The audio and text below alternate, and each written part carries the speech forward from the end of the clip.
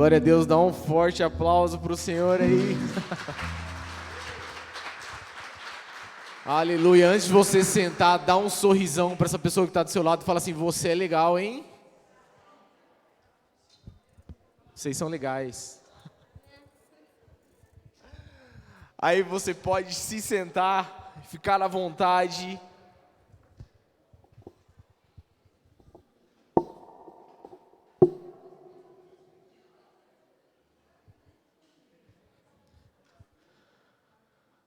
Glória a Deus, eu estou muito feliz hoje de poder compartilhar algo da parte do Senhor com vocês. Vocês estão felizes também?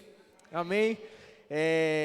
Olha só, a gente está um tema aí no Terça Mais, né, durante esse mês, que está falando sobre uma igreja irresistível, né? Nós já tivemos então 3 ministrações aqui. Quem teve aqui nas 3? Dá um sinal com a tua mão aí. Tava frio esses dias, né? Vocês são uns campeão, quem vem em todas, né? Olha só, a primeira foi o pastor Christian falando que nós somos firmados na palavra, né? Uma igreja irresistível, firmada na palavra, é aquela igreja que vai realmente ser relevante. Teve o pastor Josué falando sobre comunhão em alto nível, o pastor Diego falando sobre uma igreja acolhedora, e esse é muito legal porque não existe comunhão com Deus se não tem comunhão um com o outro. É ou não é verdade? Essa é a proposta de Deus, né? O Deus que nós servimos, ele é um Deus de relacionamento, uns com os outros e com Ele. E hoje eu quero estar falando com vocês sobre uma igreja irresistível, né, que inspira a sociedade, tá certo? Olha só que legal, em 2012 eu participei de uma conferência, né, foi na Conferência Livres, lá em São Paulo, e lá eu tive a oportunidade de ouvir o pastor Antônio Carlos Costa. Não sei se vocês já conhecem a história do pastor Antônio Carlos Costa. Ele tem uma ONG no Rio de Janeiro que chama Rio de Paz. E naquela ocasião ele estava falando exatamente sobre isso, sobre a igreja estar olhando para si e deixar às vezes a comunidade de lado, né? A igreja olhar mais para dentro dela do que olhar para a comunidade.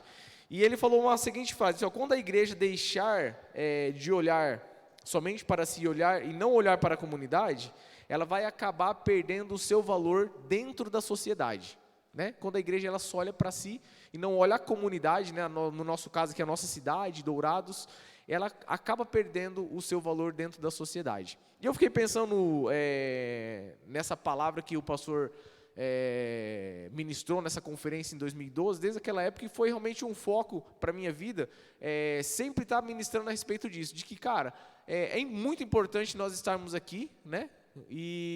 Mas o mais importante é nós fazermos a diferença ao sair daqui, é ou não é verdade? E olha só, eu quero conversar com vocês sobre uma case de sucesso, né, na Bíblia, e eu queria que vocês abrissem ela comigo aí, lá em Atos capítulo 2, vamos estar falando de uma case de sucesso de uma igreja que foi irresistível. E a gente vai aprender um pouquinho com eles. Atos 2, nós vamos estar lendo o 42 até o 47. Tá ok? Vou ler aqui para vocês. Eles se dedicavam ao ensino dos apóstolos e à comunhão, ao partir do pão e às orações. Todos estavam cheios de temor e muitas maravilhas e sinais eram feitos pelos apóstolos. Os que criam mantinham-se unidos e tinham tudo em comum, vendendo suas propriedades e bens, distribuíam cada um conforme a sua necessidade. Todos os dias continuavam a reunir-se no pátio do templo, partiam o pão em casa e juntos participavam das refeições, com alegria e sinceridade de coração, louvando a Deus e tendo simpatia de todo o povo. E o Senhor lhes acrescentava diariamente os que iam sendo salvos. Esse é um texto muito legal, e o pastor Christian, na primeira pregação, ele começou lendo esse texto, e eu achei muito interessante porque ele fala que eles se dedicavam na doutrina dos apóstolos. Mas continuando, diz que eles estavam ali também juntos fazendo o quê? Na comunhão, na verdade, que já foi falado aqui também, e no partir do pão. Eu li um artigo, esses dias atrás, por conta da faculdade, que a professora doutora Andréia da Silva, ela escreveu. E ela estava falando sobre a Palestina do primeiro século. E ela consegue relatar um pouquinho como que funcionava lá o quadro político, administrativo, a organização econômica, a organização social. E era muito doido que estava acontecendo naquela época. Todo mundo aqui já é sábio de que eles estavam dominados pelos romanos, né? Mas dentro dessa situação, não era só assim, ó, os ricos e os pobres, né? Por exemplo, o samaritano. O samaritano ele era da descendência israelita, porém, por causa dessa miscigenação de raça, ele era considerado impuro. Então, o samaritano, ele era menor do que uma mulher judia. E a mulher judia, mesmo sendo rica, da alta classe, ela era menor do que um levita, que não tinha nada, né? Não tinha nem salário às vezes. Então, é muito interessante a gente começar a entender um pouquinho o que estava acontecendo nessa época, dominados pelos romanos. Existia, então, essa classe alta e existia a classe pobre, que foi uma classe que foi muito alcançada pela igreja primitiva. Era o público-alvo de Jesus, né? Quando a gente vê o Sermão do Monte, por exemplo, né, você escuta lá e fala assim, olha, os últimos serão os primeiros, né? Quantos anos já escutaram isso? Né? E Jesus vai falando lá, olha só, aqueles que são humilhados serão exaltados. Jesus estava falando exatamente por uma classe de povo que não tinha uma perspectiva de crescimento social. Por exemplo, aqui no Brasil, talvez a gente não consiga entender muito bem isso, porque de repente uma pessoa nasceu pobre, mas ela trabalhou, ela batalhou, ela foi crescendo, foi galgando altares e de repente ela consegue uma posição social muito boa, sim ou não é verdade? A gente viu aqui o Richard Montanhês, que foi um palestrante no Summit, né, que era um imigrante mexicano, que entrou nos Estados Unidos, né, e ali sem estudo ele conseguiu ser diretor da PepsiCo. Então, assim, a gente às vezes não consegue muito, às vezes, entender o que acontecia naquela época, sobre essa divisão classial, porque aqui a gente sabe que se a gente trabalhar, se a gente se dedicar, as coisas vão acontecer. É ou não é verdade? E ali o que acontecia então? Esse povo, esse público que a igreja começou a alcançar, que era a classe mais desfavorecida, eles realmente careciam dessa palavra de esperança. Eles careciam de uma nova roupagem para a religião, uma nova roupagem para a cultura. E Jesus ele trabalhou no quê? Numa contracultura, quando ele pregava o reino de Deus. Por isso que ele falava assim, olha, aqui é desse jeito, eles estão lá na frente e a gente está aqui em último, mas no reino de Deus não, lá é diferente, os últimos vão ser os primeiros. Então, Jesus ele começou a pregar sobre essa contracultura, e essa professora, a doutora André, ela fala um pouquinho sobre isso, sobre essa classe que era desfavorecida, os pobres, os esquecidos. E o que estava acontecendo ali então? Eles estavam recebendo uma palavra de esperança todos os dias. E além disso, eles recebiam curas miraculosas, né? Diz que os apóstolos estavam fazendo milagres todos os dias, acontecia uma coisa diferente. Eles continuaram aquilo que Jesus começou, fazer milagres, que era algo inédito naquela época. Ninguém havia visto aquilo lá, um paralítico andar, o povo ficava doido. E os apóstolos começaram o quê? A fazer esses mesmos sinais. E a igreja, então, todos os dias, começava a ver isso. E sabe o que é o mais interessante? Imagine só, você precisando de uma palavra de fé, você precisando de uma palavra de esperança, você recebe essa palavra, e de repente você também é um necessitado, e você está morrendo de fome. E lá no final daquela palavra, você recebe o quê? A comida, o pão. O que você vai fazer no outro dia? Cara, eu vou chamar alguém para vir aqui amanhã, porque o meu vizinho também está passando fome. E aquela pessoa fazia o quê? Levava o vizinho, recebia a palavra, recebia a cura, e dali a pouco ele recebia o quê também? A comida, e eles se enchiam. E a comoção era tão grande na vida daqueles irmãos, essa comunhão que acontecia, que eles falavam o seguinte, olha só, vamos vender o que a gente tem e suprir as necessidades uns dos outros. É uma comunidade incrível que estava se levantando. E sabe, irmãos, eu fico pensando, sabe por quê? Sabe o que estava acontecendo diariamente nessa igreja do primeiro século? O maná do céu, o pão diário e o pão da terra. É isso que estava acontecendo todos os dias. Eles recebiam o pão de Deus, o maná fresco, sabe por quê? Porque todos os dias recebiam uma salvação, recebiam a palavra de fé, recebiam a palavra de esperança, recebiam curas, recebiam o Espírito Santo, e dali a pouco eles recebiam o pão da terra, onde supria as necessidades deles. Esses dias atrás, a Ana Paula Valadão estava falando exatamente sobre isso, eles fizeram uma ação, né, lá no Nordeste, e falaram, olha, não adianta você chegar lá, né, e levar somente o pão do céu, levar a palavra de Deus, porque eles são carentes do pão da terra também. E a igreja primitiva, eles cresciam todos os dias, porque eles eram relevantes na sociedade. Eles estavam inspirando aquela sociedade a crer numa nova cultura, num novo tempo para a vida deles. Eu acho muito legal a gente pensar sobre isso e sobre a maneira com que Jesus trabalhava no coração desses apóstolos, a ponto de mostrar para eles que não era o estudo, não era o que eles possuíam, mas sim aquilo que vinha do céu, que poderia causar uma transformação ou impactar a sociedade. Olha só, irmãos, pensando sobre isso, você já pensou como que a gente pode hoje, impactar a sociedade?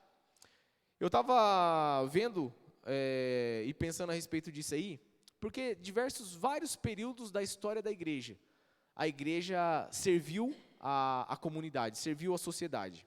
Vocês vão se lembrar, alguém se lembra aqui das aulas de histórias, na parte do medievo ali, a parte medieval, onde as artes, pinturas, as construções, todas elas, música, eram o quê? Através da igreja. A igreja que fazia isso acontecer. Tanto é que as primeiras escolas foram nas igrejas. Um exemplo disso, Martim Lutero, um grande nome da reforma cristã, ele era um professor dentro da igreja. As faculdades mais antigas e mais respeitadas hoje, que existem até hoje, são cristãs. Então a igreja sempre serviu a comunidade, a sociedade, de maneira que inspirava a comunidade. Grandes músicos que saíram da igreja, talvez vou citar alguns aqui, vocês vão lembrar, Elvis Presley. Quando se lembra de Elvis Presley? Talvez não seja do nosso tempo, mas ele era um músico da Assembleia de Deus. Alguém já escutou Elvis Presley aqui? Elvis não morreu? Não, morreu. Olha só, quem mais? Eu vou falar o mais atual, então, para a gurizada que está aqui também, os adolescentes que estavam fazendo louvor aqui. Beyoncé, vocês conhecem a Beyoncé?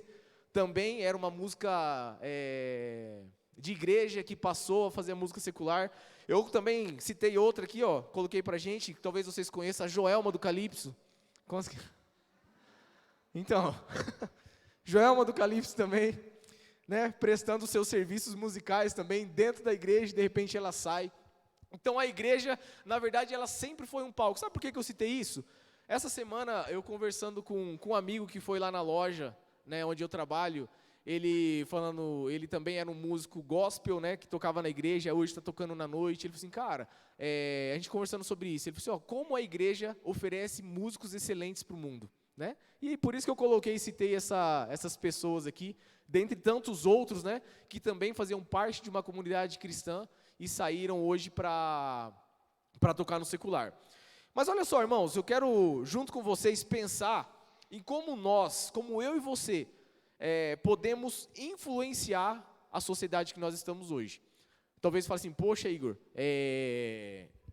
vou vender minhas coisas, o que estava acontecendo lá na igreja primitiva, todos os dias vai alguém lá em casa comer alguma coisa, como que você quer falar isso aí, Olha só, pensando nisso, eu descobri que alguém já tinha pensado isso pra gente. É legal, não é? Quando a gente chega nesse ponto, A gente vai pensar numa coisa, como que eu vou falar, que a gente precisa influenciar a sociedade, mas alguém já tinha pensado há muito tempo atrás, e essa pessoa chama Loren Cunningham, ele é cofundador da Jocum.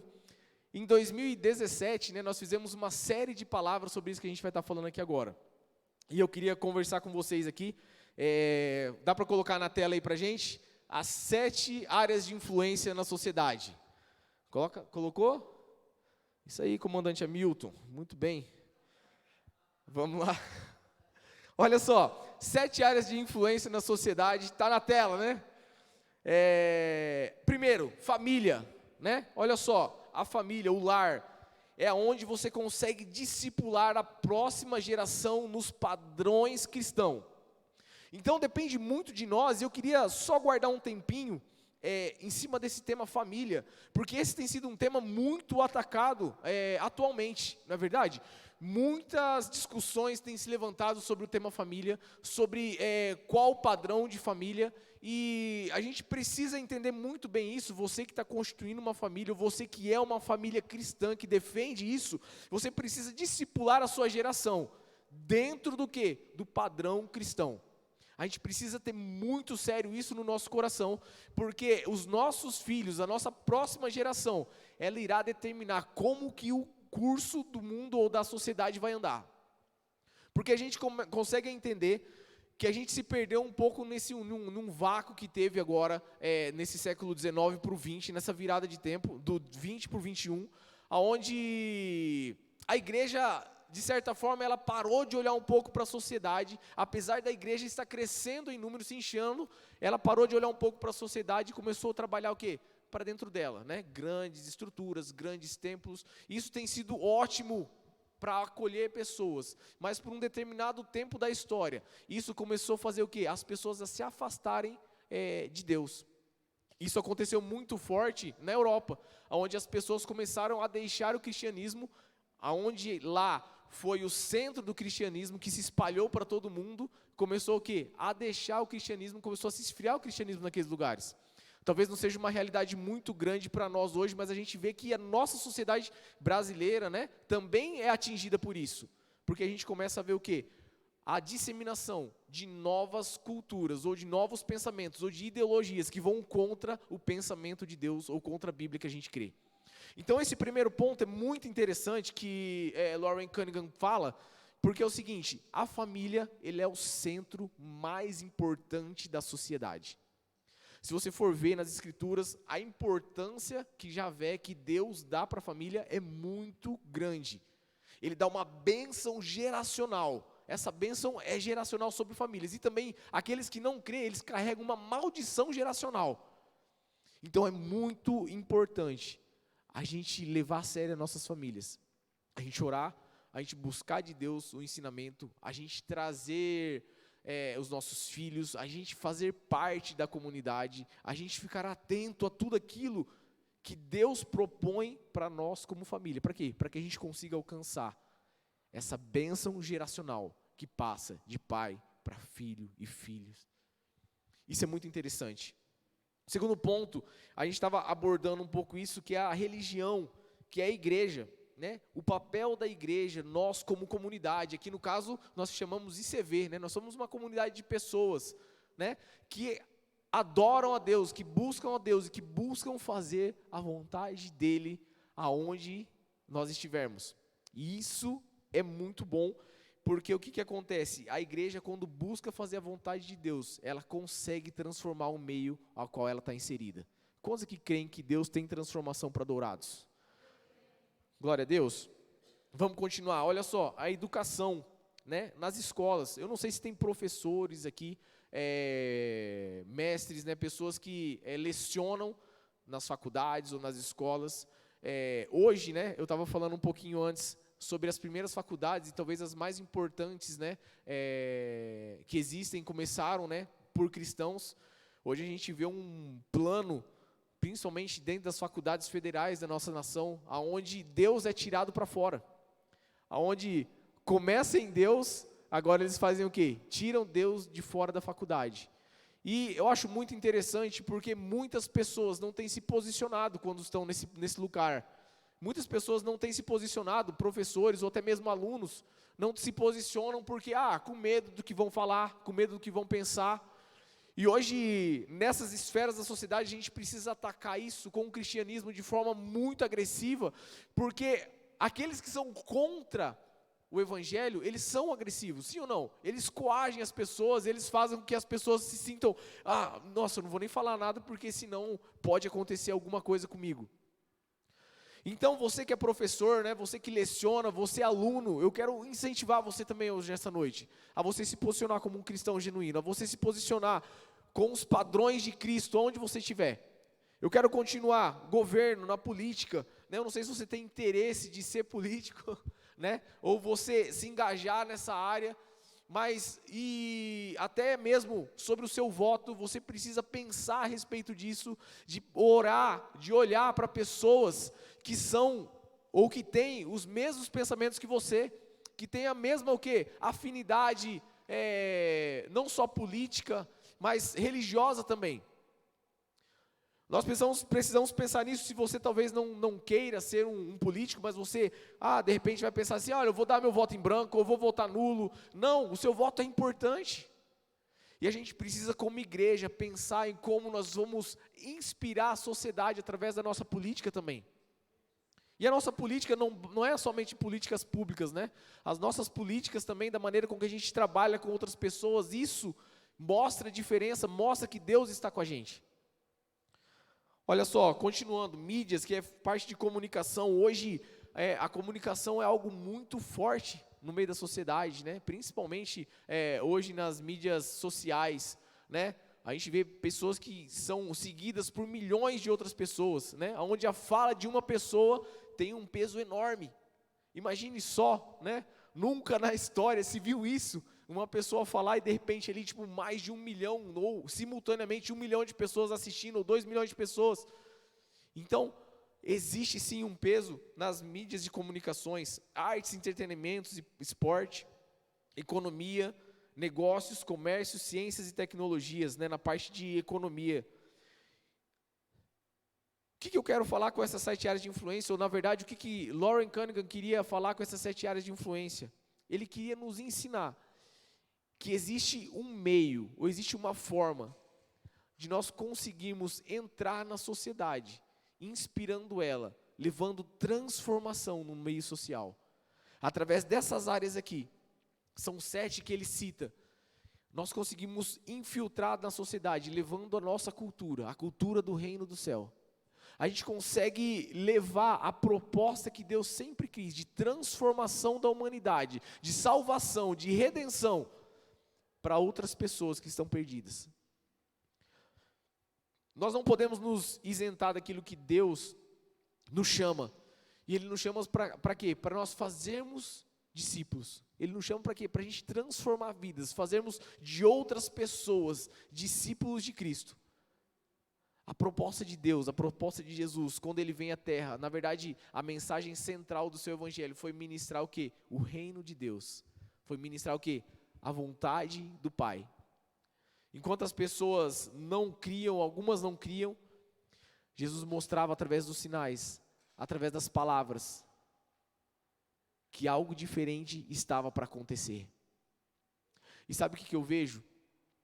Eu vejo que muito desses pensamentos de Jesus está se esfriando dentro de nós, porque muitas vezes a gente não tem esse pensamento de que algo diferente está para acontecer, de que uma mudança, que eu estou a um passo de uma mudança, de que uma mudança pode acontecer a qualquer momento, porque muitas vezes a gente não consegue enxergar essa transformação dentro de nós, porque muitas vezes a gente continua andando no mesmo curso, sem ter uma mudança de destino. Quando eu olho para o ministério de Jesus, eu vejo que pessoas se encontravam com Ele de tal maneira, e aqueles que de fato se encontravam com eles eram transformados. Aquelas pessoas que se encontravam com Jesus, eles tinham uma vida mudada. Eles recebiam aquela cura, onde eles falam, cara, não tem outra coisa que eu posso fazer, eu nunca vi isso na minha vida. Recebiam aquela palavra de fé, de esperança, de que, cara, um dia, aqui eu não tenho nada, mas lá no céu eu vou ter tudo. E muitas vezes nós estamos caminhando sem essa mesma chama ardendo dentro de nós, de mudança, de esperança, de que algo novo pode acontecer. A gente olha para o cenário e a gente fala, cara, só vai piorar, só vai piorar. Eu trabalho no ramo de automobilístico, né, na venda de carro zero, e cada mês parece que, né, vai subindo o preço, você fala, cara, como que eu vou vender isso aqui? E as pessoas olham lá, meu Deus, mas já subiu de novo, é ou não é, pastor? Aí você fica, meu Deus, não vai dar certo. E muitas vezes a gente fica pensando nesse cenário, não só, talvez agora você pense também no cenário político, qual a via, aonde que eu vou, o que eu vou fazer?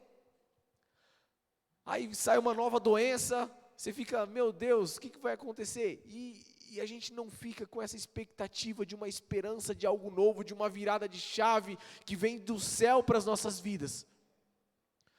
E é isso que muitas vezes falta para a gente conseguir impactar ou inspirar a sociedade de maneira com que eles sintam a vontade de transformação. Sabe por quê? Porque eu acredito que todos os dias você encontra com pessoas que não conhecem Jesus, ou até que conhecem, mas só de ouvir falar. E eu pergunto, como que aquela igreja primitiva, todos os dias, acrescentavam pessoas, e hoje a gente se encontra, sendo uma igreja também relevante, a gente se encontra com pessoas e as pessoas, legal, mas não vou não. Legal, mas não gera uma transformação. Algo muito interessante que Deus colocou no meu coração, que só transforma. Alguém só consegue transformar outra pessoa depois que ela é transformada. Depois que ela experimenta de uma transformação genuína do céu. Quando você recebe dessa transformação genuína, você consegue o quê? Transformar outras pessoas também. Você consegue, através do auxílio do Espírito Santo, o quê? Gerar uma nova vida, gerar uma nova roupagem para aquela pessoa. É aquele giro de 180 graus. Ela estava indo para uma direção, ela vai para outra. Uma igreja que inspira a sociedade, que não se conforma com os padrões dela estabelecidos. Isso me lembra muito o que Paulo escreve em Romanos 12, no capítulo 2, no versículo 2. Quando se lembram aqui? Olha só essa versão que eu vou ler para vocês. Romanos 12, 2. Diz o seguinte: não amoldem ao padrão deste mundo. Muito legal essa versão, né? Não amoldem ao padrão deste mundo, mas transforme-se pela renovação da sua mente, para que sejam capazes de experimentar e comprovar a boa, agradável e perfeita vontade de Deus. Não se amoldem, mas se transformem. Essa palavra transformem aqui, ela é a palavra metanoia, e eu gosto do que J.B. Carvalho escreve no seu livro sobre transformação, sobre metanoia. Ele fala o seguinte, que a transformação, a metanoia, ela é uma palavra que antecede a chegada de um novo tempo. E que quando a gente muda a nossa forma de pensar, a gente consegue trazer um novo cenário à nossa existência. O que Deus está falando para vocês? Olha, não fiquem olhando para o que está acontecendo, porque o que eu tenho para vocês é muito maior. Ele está falando assim, olha, não se amoldem, não se pareçam, fiquem firmes naquilo que vocês creem, porque o que vem pela frente é muito maior. Quando você muda a sua maneira de pensar, você consegue criar um novo cenário para a sua existência e para as pessoas que estão perto de você. A transformação social que a gente está tanto querendo, ela começa agora. Essa transformação que a gente quer fazer a diferença na vida do vizinho, né? Na vida do amigo da escola, do amigo da faculdade, do amigo de trabalho, ela começa agora, mudando a chave na nossa mente, levando o quê? Esperança, levando paz, levando fé. Sabe por que eu falo isso?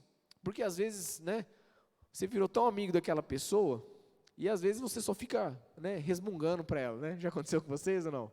Você é tão amigo daquela pessoa que você fala assim, né, rapaz, mas tá difícil. E você entra na onda, você fala, tá mesmo.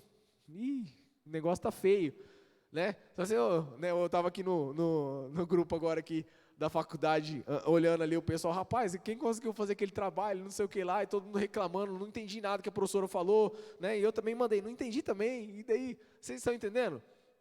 Então a gente muitas vezes, com a nossa amizade, ou com aquilo que a sociedade tem replicado, a gente continua fazendo, a gente continua falando, a gente na verdade só vai se moldando, né? E às vezes aquele ato de justiça, aquele ato onde você consegue transformar ou tocar a vida de alguém, começa a ficar de lado, né? Esses dias atrás, a gente gosta muito de ajudar as pessoas, né? E aí, esses dias atrás, a gente tinha jantado num lugar, e a gente ficou conversando lá, né? Tava a Barbie, a Andressa, eu, a Luísa e o Rafa. Aí chegou um cara pedindo fralda. Tava na esquina de uma farmácia, e aí, vocês não compram uma fralda ali não? Eu falei, tá bom, vamos lá. Isso é muito legal. Aí você vai e tal, daí eu cheguei lá, ele falou assim, era um pacote, né? Ele, vou levar 2, que é um G e um extra G. Eu, tá bom, pode pegar então. Ele, mas o leite aqui tá na promoção hoje. Aí eu fiquei olhando, o leite? Tá bom, pode pegar. Aí dali a pouco ele falou assim, mas é 2 crianças.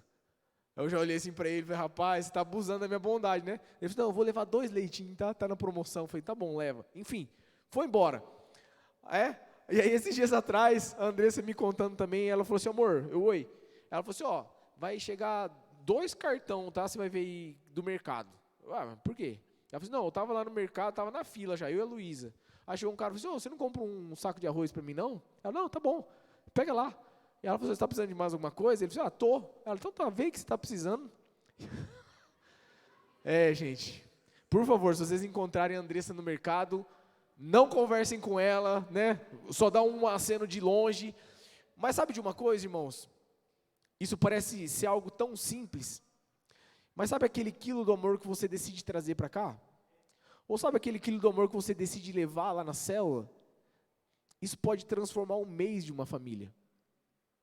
A gente muitas vezes não consegue pensar nisso. Estou levando só um pacotinho de macarrão, é um miojo que eu estou levando, né? Talvez aquele miojo vai fazer a diferença muito grande num dia na vida de uma pessoa.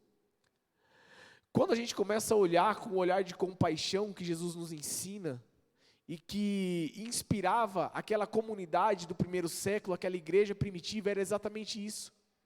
Era o pensamento no próximo, de como, de que maneira eu posso ajudar alguém. No começo aqui eu comecei falando, na verdade, que não existe relacionamento com Deus se não houver relacionamento um com o outro. Isso é verdade, sabe por quê? Quando você vai vendo na Bíblia, por exemplo, nas colheitas, existia na lei uma regra que dizia o seguinte: se você passar colhendo, o que cair, você deixa, você não volta para pegar. Por quê? Era o sustento das pessoas que não tinham nada. Então, as pessoas passavam colhendo e atrás daquelas pessoas, outras pessoas iam passando pegando o resto. Existia outra regra na lei do Senhor, do dízimo do 3º ano, aonde funcionava o seguinte: na maioria das vezes esses dízimos eram comidas, que eles levavam, porque a maioria do povo era agricultor, nômade, então era carne, comida, não tinha espécie em dinheiro, igual nós temos hoje. E esse dízimo do 3º ano, ele funcionava justamente para quê? Suprir as necessidades dos necessitados, pobres, das viúvas, dos órfãos e dos estrangeiros. Se você olhar o tempo todo, a proposta de Deus é a preocupação dele sobre a sociedade. Tanto que ele fala, olha só, o povo está perdido. O povo não tem mais esperança. Eu vou enviar o meu filho. A proposta de Deus sempre foi o próximo. Sempre foi a salvação, a bênção, a transformação. E a gente não pode se esquecer disso. Para se inspirar, ou para inspirar uma comunidade, a gente precisa entender que Deus ama pessoas, e que Deus usa pessoas, e que é dessa forma que a gente consegue construir o reino de Deus, como amigos, como pessoas que se amam, como pessoas que querem o bem um dos outros. Era o que acontecia naquela comunidade primitiva. Sim ou não? Eu não acredito que a gente viva algo semelhante ao que aconteceu lá. Né? Algumas pessoas têm essa utopia. Nossa, né, como seria legal viver no tempo, né, da igreja primitiva, né? Achando que lá também tudo era lindo, né? Mas lá quebrava o pau também. Tinha gente mentirosa, tinha tudo. Tanto é que tinha gente mentirosa. Vocês se lembram de Ananias e Safira ou não? Que mentiram na presença do apóstolo e acabaram morrendo. Então tinha nego mentiroso, tinha gente de tudo quanto é jeito, né? Mas existia uma sinceridade de coração, onde eles amavam a Deus, recebiam a palavra de Deus, buscavam da parte dele, e eram transformados, e levavam essa palavra para transformar novas vidas. Tinham comida, tinham tudo o que eles precisavam, para serem felizes diante do Senhor e diante das pessoas. Sabe, irmãos, eu quero frisar novamente esse texto, para que a gente não se amolde ao padrão desse mundo. A gente vê muito um ataque, né, social a respeito da igreja, a respeito das nossas crenças, a respeito dos jovens, né? E a gente tem visto como que muitas vezes isso tem influenciado pessoas, né, a não viverem a verdade do evangelho, né? Você vê lá uma faixinha escrito 100% Jesus, né? Pô, o cara é crente. Mas dali a pouco você olha para a vida dele, né? Está todo arrebentado, só fazendo loucura. E às vezes isso influencia pessoas a dizer, eu sou crente, eu coloco uma faixa 100% de Jesus. Né? Então a gente vê que a igreja, ela não pode perder o seu padrão bíblico. E foi muito bem frisado pelo pastor Christian na sua palavra, na sua primeira palavra. Falando que a igreja, ela vai ser relevante, ela vai ser irresistível, quando nós formos firmados na palavra de Deus. Não vos amoldei ao padrão deste mundo. Transforme-se pela renovação da sua mente, para que sejam capazes de experimentar e comprovar a boa, agradável e perfeita vontade de Deus. Eu queria fazer algo muito interessante com vocês hoje. Vocês que creem na transformação que existe de Deus para nossas vidas. E para você que crê que existe uma transformação através de você na vida de outras pessoas, eu queria que você ficasse de pé. Quantos creem que é o início de uma nova estação? Quantos creem que é um tempo de esperança? Quantos creem aqui vão propagar essa esperança para outras pessoas? Eu queria fazer com vocês aqui algo profético. Vocês gostam de ato profético? Eu queria fazer algo profético aqui para vocês. Porque eu acredito sim, que Deus, Ele está começando um novo tempo pós-pandemia. Onde uma nova esperança será disseminada através daqueles que creem na palavra de Deus. Uma nova esperança de um novo tempo, de transformação, de vidas que vão ser tocadas por Deus e transformadas na presença dEle, através de mim e através de você. Eu creio no começo ou no início de uma nova estação, onde o lugar que nós estamos inseridos, a nossa essência será disseminada, através do Espírito Santo agindo em nós, assim como Ele agia com os apóstolos. Então eu queria que de maneira profética você fizesse uma linha no chão. Faça com o seu pé uma linha no chão, de maneira profética. Eu creio que esse vai ser um start de Deus para a sua vida. Porque a transformação que nós queremos, ela começa agora, na minha e na sua vida. O que nós queremos fazer na vida de outras pessoas, ela começa agora. Hoje, você vai sair daqui com o pensamento seguinte: eu preciso levar esperança para alguém. Você vai sair daqui pensando o seguinte: é a forma prática, a maneira prática. Você escutou aqui uma história da igreja, de o que acontecia, você escutou do que aconteceu, você escutou do que pode acontecer, mas o que você vai fazer daqui de forma prática é sair daqui e levar esperança para outras pessoas. Você vai sair daqui e levar o amor de Deus para outras pessoas. Você vai sair daqui e vai falar assim: eu preciso mostrar Jesus para alguém. Simples e eficaz. Não tem segredo. Sim ou não? Vocês estão comigo aí? Dá um amém mais forte então. Quem vai transformar aí outras pessoas? Fez a linha? Fez ou não fez? Olha só, gente, então vamos fazer o seguinte, olha só. Você que acredita que é o início de um novo tempo, o início de uma nova etapa para você, você vai atravessar essa linha daqui a pouco. Nós vamos contar até 3, você atravessa a linha. E você vai dar um brado bem forte a Deus, como que dizendo: Senhor, eis-me aqui. Se você quiser dizer: Senhor, eis-me aqui, você pode gritar também. Você vai dar um brado bem forte, porque esse vai ser o start na sua vida, que Deus irá te usar de maneira poderosa, para que outras pessoas sejam alcançadas. Deus tem coisas tremendas para falar com vocês. Eu quero compartilhar rapidamente algo que talvez seja para aumentar ou acrescer a sua fé. Os testemunhos servem para isso, sim ou não? Eu lembro uma vez que nós estávamos numa reunião de oração, e eu conversando, pediu para orar um pelos outros, e aquele irmão começou a orar por mim, e eu não tinha nenhuma palavra para entregar para aquele irmão, e eu falei: Senhor, o que o Senhor quer falar?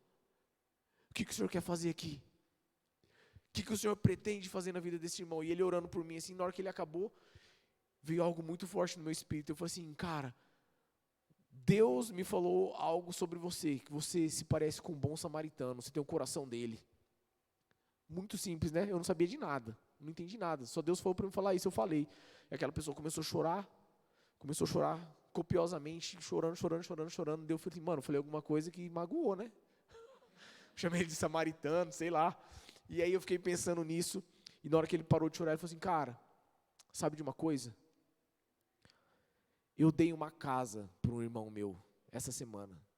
E eu fiquei cobrando de Deus, porque eu falei assim, Deus, eu fiz tudo aquilo, por quê? E naquele dia Deus confirmou que era para ele ter dado a casa mesmo. E acalmou o coração dele. Deus, Ele tem coisas extraordinárias para fazer. Palavras de conhecimento. Ele tem palavras de cura, dons de profecia.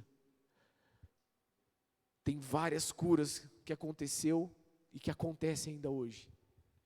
E que você pode fazer parte de tudo isso.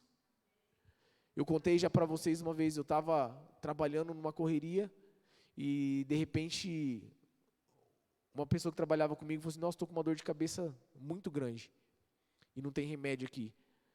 E eu falei assim, eu posso orar? Ela falou assim, pode. Ela não tem intimidade com a fé, ela não tem intimidade com, né, como a gente tem da religião, de Deus, ela não tem essa afinidade, essa intimidade. Eu lembro que eu orei a primeira vez e a dor de cabeça não foi embora. Aí eu falei assim, eu vou orar de novo. Ela, tá bom, pode orar. Aí eu orei de novo, a dor de cabeça não foi embora. Eu falei, oh meu Deus, né, me ajuda. Aí eu orei de novo. Eu falei assim, eu quero que você seja curada 100%. Dela, então tá bom. Aí eu orei, ela foi curada. Ela foi embora. Eu falei, glória a Deus. No final da tarde ela passou e falou assim, olha só, Igor, a sua oração foi forte mesmo, hein? A dor de cabeça não voltou.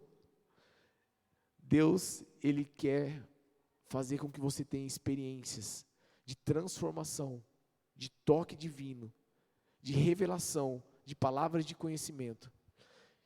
E isso começa agora.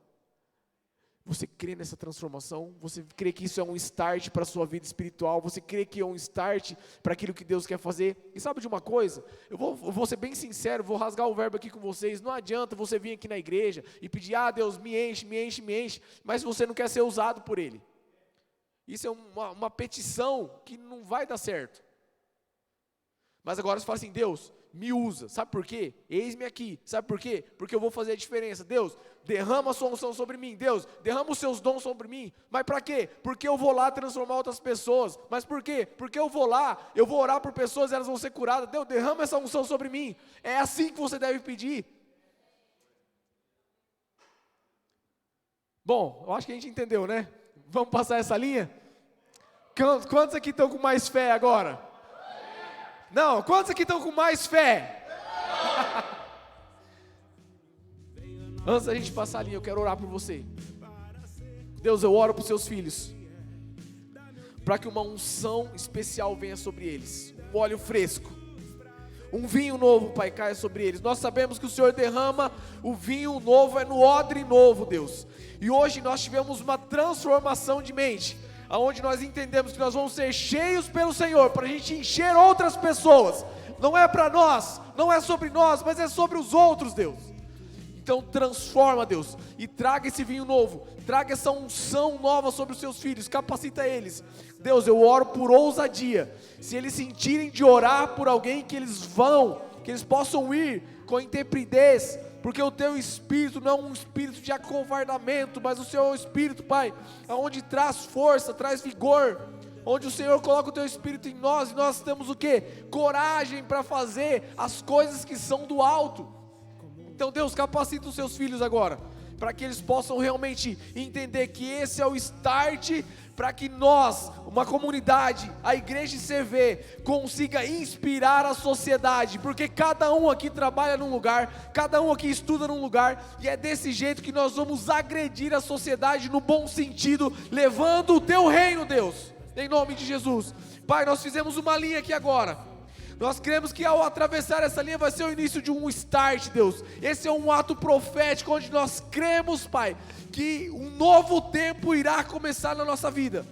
E Deus, nós oramos para que o Senhor realmente faça isso acontecer. Ao sair daqui deste lugar, nós possamos encontrar pessoas e ali já mostrar o seu amor, a sua eficácia, a eficácia do teu evangelho, do teu poder que opera em nós, em nome de Jesus. Faça a sua linha aí novamente, meu irmão, e nós vamos passar essa linha.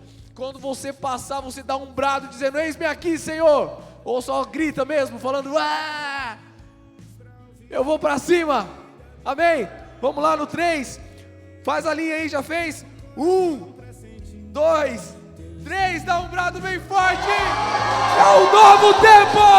É um novo tempo, amém?